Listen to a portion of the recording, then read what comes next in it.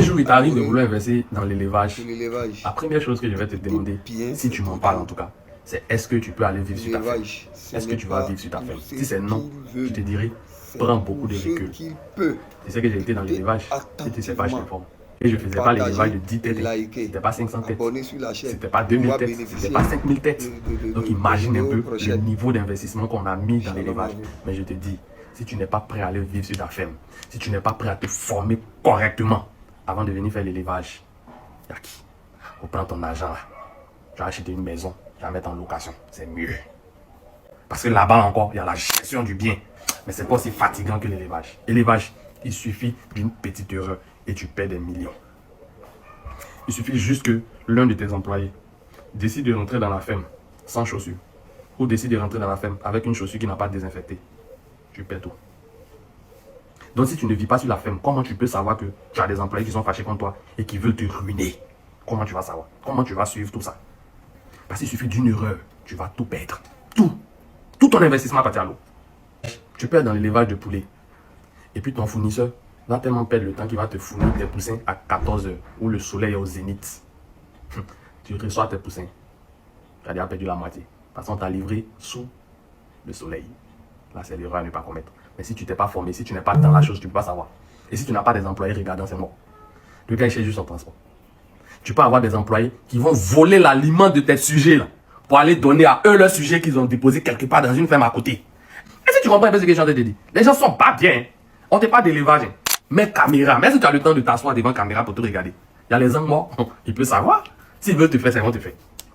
Si c'est pas pour aller vivre sur ta ferme, et puis vivre ta chose colo jusqu'à ce que tu mettes un système en place qui permet réellement à la ferme de fonctionner sans que tu aies besoin d'être constamment sur la ferme. C'est-à-dire au bout de 5 ans ou bien de 10 ans ou bien au bout des années, tu as mis en place des process pour bien suivre ta ferme.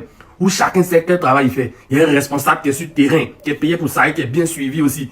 Il te fait des points. Normalement, tu vois tel nombre de sujets, il peut manger tel gramme, il peut boire l'eau à tel heure, on allume leur lumière à telle heure, on était à telle heure. Aujourd'hui, le temps est comme si tu as quelqu'un sur place qui peut gérer tout ça. Si tu n'as pas le temps pour ça, s'il te plaît, quitte dans l'élevage. Je dis tous les jours, l'élevage, c'est pas un secteur où on vient juste déposer de l'argent. En élevage, là, il y a deux profils. Soit tu es un investisseur qui a beaucoup d'argent.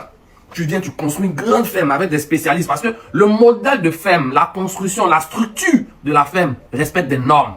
Et si tu t'hasardes d'aller construire une ferme comme ça, tu vas perdre ton argent cadeau.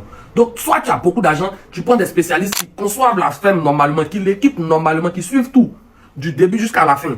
Tu embauches des spécialistes et puis chacun connaît son rôle. Qui est volailler, qui est technicien, qui fait quoi, tout ça là, tu connais. Chacun a son rôle. Personne qui ne doit pas arriver dans le magasin ne rentre dans le magasin parce qu'il sait que ce n'est pas son rôle. Si chacun connaît son rôle comme ça, tu as fini d'embaucher tout le monde. Et puis, de loin, tu places un DG ou bien tu places quelqu'un pour gérer tout ça, un gérant qui va venir régler tout ça là. Soit tu as ce profil, soit tu as le profil de celui qui est sur le terrain. Il met son argent, il est au contact de son argent. Il maîtrise sa chose parce qu'il s'est bien formé. Lui-même, il suit le process de l'élevage. Il voit un peu tout. Il met chacun au pas. Réveillez-vous à 6 h, on doit donner aliment au sujet. Réveillez-vous à telle heure, on doit faire vaccin. Venez, on va mettre le bec des sujets là dans l'eau. Tout ça là. Soit tu es quelqu'un comme ça, soit tu es l'autre qui a beaucoup d'argent. Mais si tu es juste quelqu'un qui va mettre son argent dans l'élevage, il a construit le bâtiment et puis il a juste employé les gens qui sont là-bas. Non, lui là, il a fait un peu de formation. Non, lui la maîtrise, pardon. Qui est dans l'élevage. Sinon, ils vont te pas bien, mal même. Tu vas regretter. L'élevage, ça ne donne pas non. Et de là, tu peux perdre une centaine, un millier de sujets. De là. Et tu peux avoir des gens même qui vont assoiffer tes sujets à un certain âge et puis vont te déclarer des morts.